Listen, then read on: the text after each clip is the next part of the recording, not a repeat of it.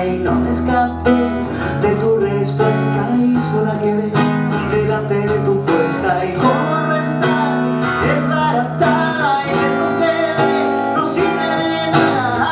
¿Hasta cuándo hay que esperar? ¿Hasta cuándo dura esto de soñar? Una de dos será mejor que me decida darle la vuelta al sol.